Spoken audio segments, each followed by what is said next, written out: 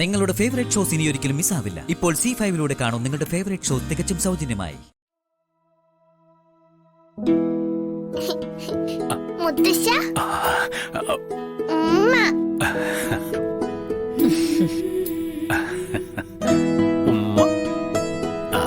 മുത്തശ്ശൻ വിഷമിക്കണ്ട കേട്ടോ. മുത്തശ്ശന്റെ അസുഖമൊക്കെ പെട്ടെന്ന് മാറും. ശരി മോളെ.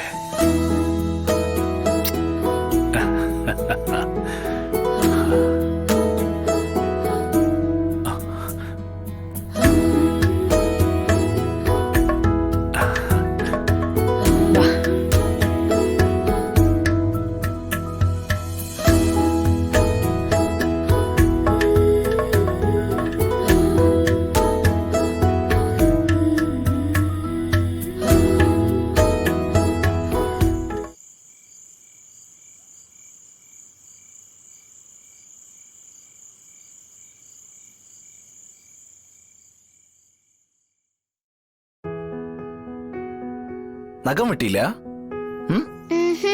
വലിയച്ഛനെ പോലീസുകാർ ഉപദ്രവിച്ചോ? ചെറുതായിട്ട്. അയ്യോ, അതെങ്ങനെയോ? വലിയച്ഛൻ ഹീറോ അല്ലേ? എടി, നീ ടിവിയിലൊക്കെ കണ്ടിട്ടില്ലേ, സൂപ്പർ ഹീറോസിനെ വില്ലന്മാർ ഉപദ്രവിക്കും. അപ്പൊ പോലീസുകാര് വില്ലന്മാരാ? അങ്ങനെ ചോദിച്ചാ എല്ലാരും ഇല്ല, ചിലര്.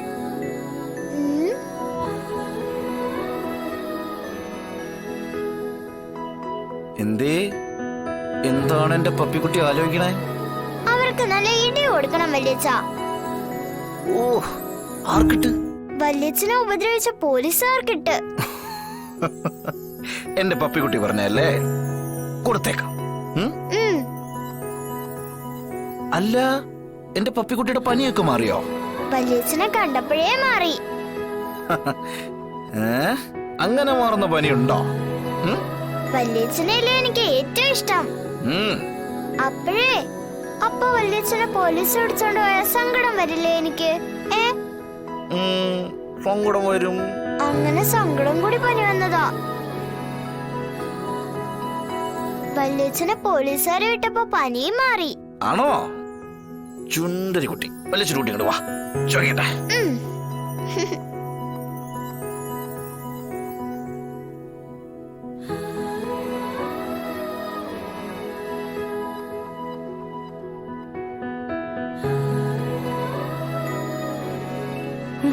എന്താ ഇവിടെ? അവിടെ മോള് കിടക്കാൻ സമയായില്ലേ? അവള് പല ദിവസവും വിഷ്ണുവിന്റെ പോലെ കിടക്കുന്നത്. ഇന്ന് വേണമെങ്കിലും അവളവിടെ കിടന്നോട്ടെ. വിഷ്ണുവിനെ പോലീസ് കൊണ്ടുവെന്നും പറഞ്ഞ് ഒരുപാട് വിഷമിച്ചതല്ലേ.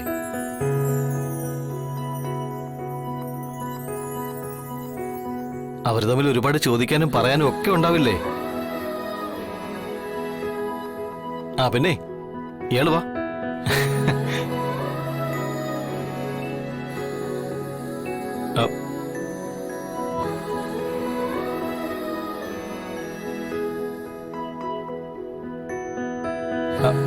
വരാൻ ഞാൻ പറഞ്ഞില്ലേ, ഇത് അവരുടെ ലോകവാ, അവരെ ശല്യപ്പെടുത്തണ്ട.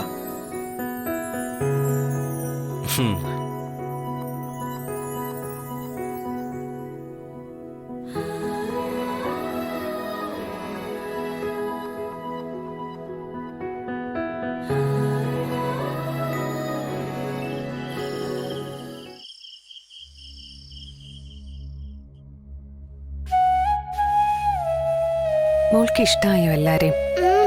ഒരുപാട് ഇഷ്ടമായി.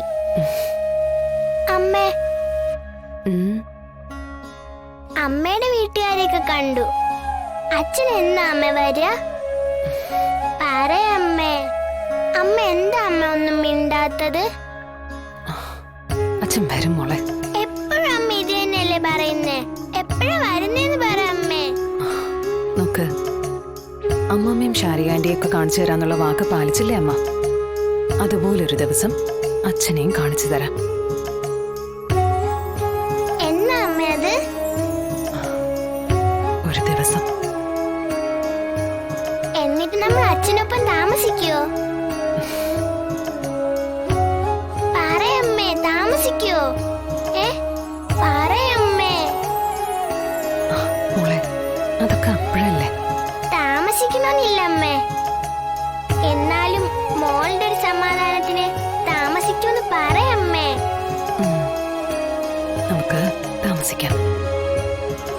എന്നാ മോൾ ഉറങ്ങിക്കോട്ടെ. അമ്മ പാട്ട് പാടിത്തരണോ? വേണ്ട. കഥ കേൾക്കണോ? വേണ്ട.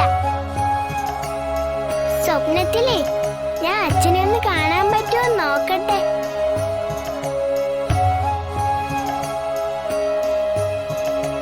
ശരി, എന്നാ മോൾ ഉറങ്ങിക്കോ.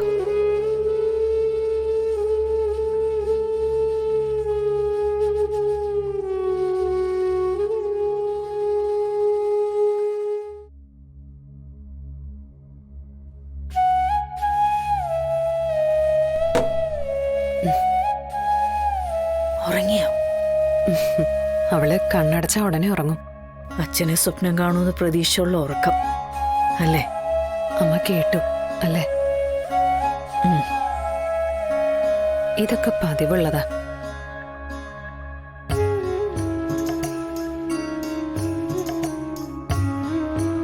മോളെ, നിനക്കൊന്ന് കാണണ്ടേ?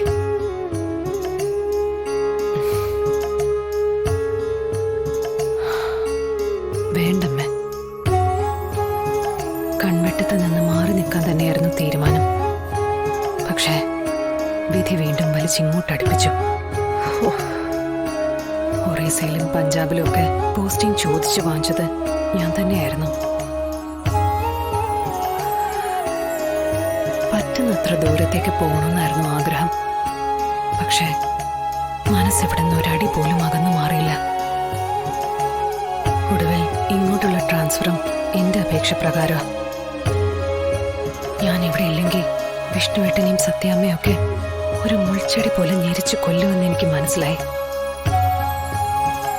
കാണണമെന്ന് ആഗ്രഹമില്ലാഞ്ഞിട്ടല്ല, പക്ഷേ അതൊക്കെ കുഴപ്പങ്ങൾക്കേ വഴിവെക്കും. വിഷ്ണുവേട്ടന് ഒരാപത്തും ഉണ്ടാവരുത്. കാണാൻ മറയത്താണെങ്കിലും കാവലുണ്ടാവും ഞാൻ.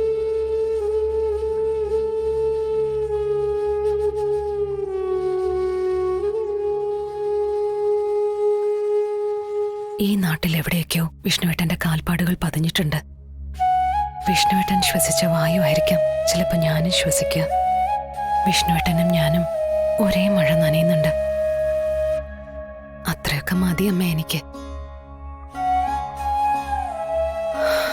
അമ്മ കുറച്ചു മുമ്പ് പറഞ്ഞത് ശരിയാ.